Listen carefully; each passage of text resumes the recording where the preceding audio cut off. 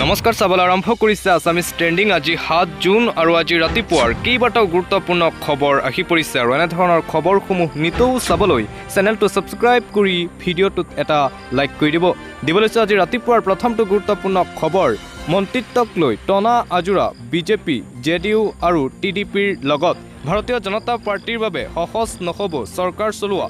মন্ত্ৰিত্বক লৈ টনা আজোৰা এনডিএৰ মাজত ব্যাপক টনা আজোৰা দেখা পোৱা গৈছে। মন্ত্ৰিত্বক লৈ বিজেপিয়ে কোনো কাৰণতে নেৰে বিত্ত, গৃহ আৰু প্ৰতিৰক্ষা মন্ত্ৰী, ৰেল মন্ত্ৰীৰ দাবী কৰিছে নীতিশ কুমাৰৰ জেডিইউৱে।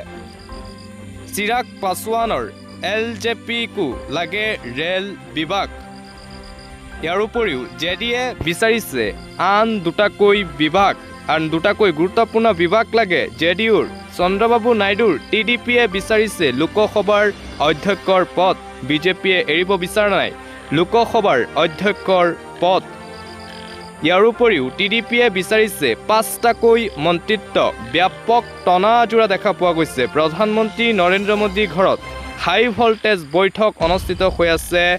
বিজেপি আৰু এনডিএৰ অমিত শ্বাহ আৰু জেপি নাড্ডা মিলিত হৈছে এই গুৰুত্বপূৰ্ণ বৈঠকত। জেডিইউ আৰু টিডিপিক কিদৰে সৈমান কৰিব পৰা যায় তাক লৈ চলিছে আলোচনা। কাইলৈ অনুষ্ঠিত হ'ব এনডিএৰ আন এটা বিশেষ বৈঠক। মন্ত্ৰিত্বক লৈ টনা আজোৰা অব্যাহত আছে এনডিএৰ মাজত। দিবলৈছোঁ আন এটা গুৰুত্বপূৰ্ণ খবৰ, ৰাজ্যৰ লাখ লাখ যুৱক যুৱতীৰ বাবে এটা ভাল খবৰ। ছেপ্টেম্বৰত আত্মনিৰ্ভৰ অসম আঁচনিৰ ধন লাভ কৰিব আবেদনকাৰীয়ে। হিমন্ত বিশ্ব শৰ্মাৰ এটা ডাঙৰ ঘোষণা। মুখ্যমন্ত্ৰী আত্মনিৰ্ভৰ আঁচনিৰ আবেদনকাৰীৰ বাবে এটা ভাল খবৰ। ছেপ্টেম্বৰ মাহত নিৰ্বাচিত 30,000 যুৱকে লাভ কৰিব 2 লাখকৈ টকা। প্ৰথম কিস্তি হিচাপে পাব 1 লাখকৈ টকা। যিসকলে আবেদন কৰিছিল সেই সকলো লোকে লাভ কৰিব এই ধন। শীঘ্ৰেই 2 লাখ টকাৰ প্ৰথম কিস্তিৰ ধন দিয়াৰ বাবে সিদ্ধান্ত ৰাজ্যিক কেবিনেটৰ। লাখ লাখ যুৱক যুৱতীৰ বাবে এই ঘোষণা কৰিছে অসমৰ মুখ্যমন্ত্ৰী ডক্টৰ হিমন্ত বিশ্ব শৰ্মাই। খানাপাৰাত বিশেষ সভা অনুষ্ঠিত কৰি প্ৰদান কৰা হ'ব এই ধন। মুখ্যমন্ত্ৰী আত্মনিৰ্ভৰ আঁচনিৰ আবেদনকাৰীৰ বাবে এই ভাল খবৰ ঘোষণা কৰা হৈছে। অহা ছেপ্টেম্বৰ মাহত নিৰ্বাচিত 30,000ৰো অধিক যুৱক যুৱতীসকলে পাব 2 লাখকৈ টকা। প্ৰথম কিস্তিত পাব 1 লাখ টকা ৰাজ্য চৰকাৰৰ ফালৰ পৰা। যিসকলে আবেদন কৰিছিল সেই সকলো লোকে পাব এই ধন। দিবলৈছে আন এটা ব্ৰেকিং নিউজ, শীঘ্ৰেই সলনি হ'ব হিমন্ত বিশ্ব শৰ্মাৰ মন্ত্ৰীসভা। শীঘ্ৰেই ব্যাপক সাল সলনি হ'ব মন্ত্ৰীসভাৰ। এমাহৰ ভিতৰতেই সলনি হ'ব হিমন্ত বিশ্ব শৰ্মাৰ মন্ত্ৰীসভা। 26 নিৰ্বাচনৰ প্ৰতি লক্ষ্য ৰাখি দিয়া হ'ব মন্ত্ৰিত্ব। দপ্তৰৰ সাল সলনি ঘটিব মন্ত্ৰীসভাত। এটা গুৰুত্বপূৰ্ণ খবৰ, শীঘ্ৰেই সলনি হ'ব মন্ত্ৰীসভা। 2024 নিৰ্বাচনত নতুন উদ্যমৰ বাবে লোৱা হ'ব এই সিদ্ধান্ত। শীঘ্ৰেই দিল্লীলৈ যোৱা হ'ব এই সিদ্ধান্তৰ বাবে। 15 আগষ্টৰ পূৰ্বে সলনি হ'ব হিমন্ত বিশ্ব শৰ্মাৰ মন্ত্ৰীসভা। হিমন্ত বিশ্ব শৰ্মাৰ মন্ত্ৰীসভাৰ সাল সলনি হ'ব।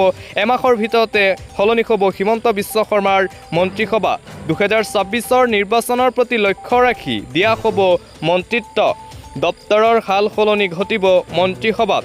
শীঘ্ৰেই দিল্লীলৈ যাব এই প্ৰস্তাৱ লৈ হিমন্ত বিশ্ব শৰ্মাই। 2024 নিৰ্বাচনত নতুন উদ্যমৰ বাবে লোৱা হ'ব এই সিদ্ধান্ত। দিবলৈছোঁ ৰাজ্যৰ লাখ লাখ ছাত্ৰ ছাত্ৰীৰ বাবে এটা ডাঙৰ খবৰ। নামভৰ্তিৰ বাবে শীঘ্ৰেই ধন লাভ কৰিব ৰাজ্যৰ লাখ লাখ ছাত্ৰীয়ে। ৰাজ্যৰ লাখ লাখ ছাত্ৰীৰ বাবে এটা ভাল খবৰ। ৰাজ্যৰ লাখ লাখ ছাত্ৰীৰ বাবে এটা ভাল খবৰ ঘোষণা কৰিছে হিমন্ত বিশ্ব শৰ্মাই।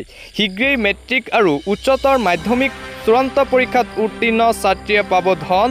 নিযুত মইনা আঁচনিৰ ধন বিতৰণত অনুমোদন ৰাজ্যিক কেবিনেটৰ। 10,000 টকাকৈ দিয়াত অনুমোদন ৰাজ্যিক কেবিনেটৰ। এটা ভাল খবৰ ছাত্ৰীসকলৰ বাবে। অহা 2 মাহৰ ভিতৰত ছাত্ৰীসকলক টকা দিয়া হ'ব ৰাজ্য চৰকাৰৰ ফালৰ পৰা। 15 আগষ্টৰ দিনা লাখ লাখ ছাত্ৰীৰ একাউণ্টত সোমাব এই ধন। মুখ্যমন্ত্ৰী ডক্টৰ হিমন্ত বিশ্ব শৰ্মাই এই গুৰুত্বপূৰ্ণ তথা এটা ভাল ঘোষণা কৰিছে ৰাজ্যৰ লাখ লাখ ছাত্ৰীসকলৰ বাবে।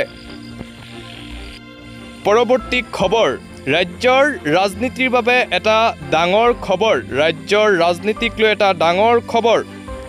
অসমৰ ৰাজনীতিত 2026 গৌৰৱ গগৈ বনাম হিমন্ত বিশ্ব শৰ্মা 2026 ফাইনাল মেচ হ'ব বুলি হুংকাৰ গৌৰৱ গগৈৰ ইয়া ছেমি ফাইনেলহে আছিল ফাইনেলত খেল দেখিব ৰাইজে ফাইনেল খেলত মই ভাগ ল'ম আৰু মই জিকিম এবাৰ হুংকাৰ প্ৰদান কৰিছে গৌৰৱ গগৈয়ে ৰাজ্যৰ ৰাজনীতিলৈ ঘূৰি আহিব নেকি গৌৰৱ গগৈ 2026 মুখ্যমন্ত্ৰী হ'ব নেকি গৌৰৱ গগৈ 2026 মুখ্যমন্ত্ৰী পদৰ প্ৰাৰ্থী হ'ব পাৰে কংগ্ৰেছৰ গৌৰৱ গগৈ 2026 বিজেপিক হৰুৱাবলৈ ৰণকৌশল আৰম্ভ কৰিছে গৌৰৱ গগৈয়ে মই বেছি সময় দিল্লীত থাকিবলৈ বিচৰা নাই গৌৰৱ গগৈৰ আজিৰ দিনটোৰ মন্তব্য আমাৰ মূল যুঁজখন হ'ব 2026 বিধানসভা নিৰ্বাচনত হিমন্ত বিশ্ব শৰ্মাৰ বিৰুদ্ধে ৰাজ্যৰ ৰাজনীতিৰ বাবে এটা ডাঙৰ খবৰ অসমৰ ৰাজনীতিৰ বাবে এটা গুৰুত্বপূৰ্ণ খবৰ কিয়নো 2026 গৌৰৱ গগৈ বনাম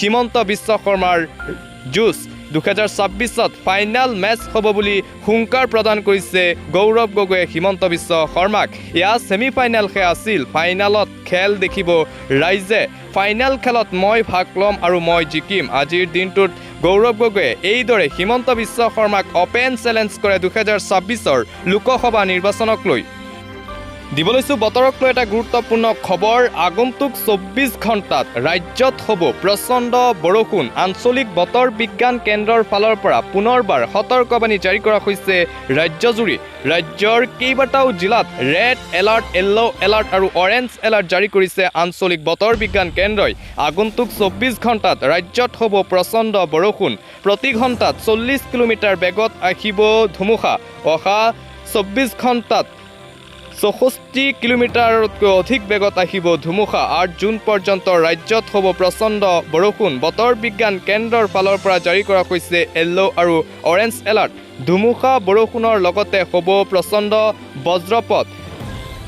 বজ্ৰপাত হ'ব কোন জিলাত জাৰি কৰা হৈছে য়েল্লো এলাৰ্ট চিৰাং বাক্সা গোৱালপাৰা চিৰাং কাৰ্বি আলং ডিব্ৰুগড় যোৰহাট জিলাত জাৰি কৰা হৈছে অৰেঞ্জ এলাৰ্ট বতৰ বিজ্ঞান কেন্দ্ৰৰ ফালৰ পৰা কোকৰাঝাৰ ধুবুৰী বৰপেটা কামৰূপ মহানগৰ কামৰূপ গ্ৰাম্য পশ্চিম কাৰ্বি আলং মৰিগাঁও নগাঁও হাইলাকান্দি আদি জিলাতো এলাৰ্ট জাৰি শোণিতপুৰ বিশ্বনাথ গোলাঘাট লখিমপুৰ ধেমাজি মাজুলী চৰাইদেউ তিনিচুকীয়াত জাৰি কৰা হৈছে য়েল্লো এলাৰ্ট আঞ্চলিক বতৰ বিজ্ঞান কেন্দ্ৰৰ ফালৰ পৰা আগন্তুক 24 ঘণ্টাত অসমত হ'ব প্ৰচণ্ড ধুমুহা বৰষুণ শিলাবৃষ্টি দিবলৈছে এটা ৰাষ্ট্ৰীয় পৰ্যায়ৰ খবৰ বিমানবন্দৰত কংগনাৰ সৈতে হৈছিল কি মুখ খুলিছে অভিনেত্ৰী তথা সাংসদগৰাকীয়ে সামাজিক মাধ্যম যোগে এতিয়া মুখ খুলিছে নৱনিৰ্বাচিত সাংসদ তথা অভিনেত্ৰী কংগনা ৰানাউত বিজেপি সাংসদ তথা অভিনেত্ৰী কংগনা ৰানাউতৰ সৈতে ভয়ংকৰ ঘটনা ছত্তীশগড় বিমানবন্দৰত সংঘটিত ঘটনাক লৈ মুখ খুলিছে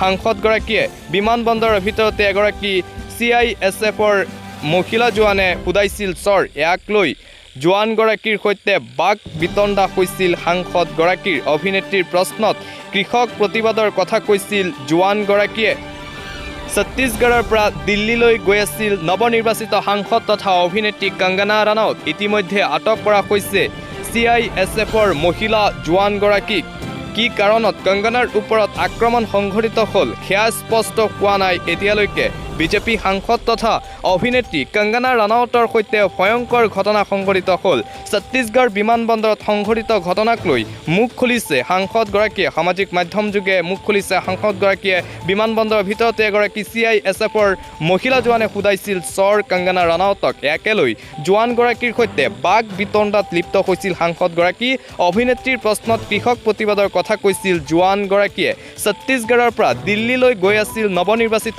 সাংসদ কংগনা ৰানাউত ইতিমধ্যে আটক কৰা হৈছে চৰ খুদুৱা CISFৰ মহিলা জোৱানগৰাকী কি কাৰণত কংগনাৰ ওপৰত আক্ৰমণ সংঘটিত হ'ল সেয়া এতিয়ালৈকে স্পষ্ট হোৱা নাই বিজেপি সাংসদ তথা অভিনেত্ৰী কংগনা ৰানাউত ইতিমধ্যে নৱনিৰ্বাচিত সাংসদ আৰু নৱনিৰ্বাচিত সাংসদ হৈ প্ৰথমটো অঘটনৰ সন্মুখীন হ'ল সাংসদ তথা অভিনেত্ৰী কংগনা ৰানাউত বিমানবন্দৰতে সংঘটিত হৈছিল এই ভয়ংকৰ অঘটন কংগনা ৰানাউতৰ সৈতে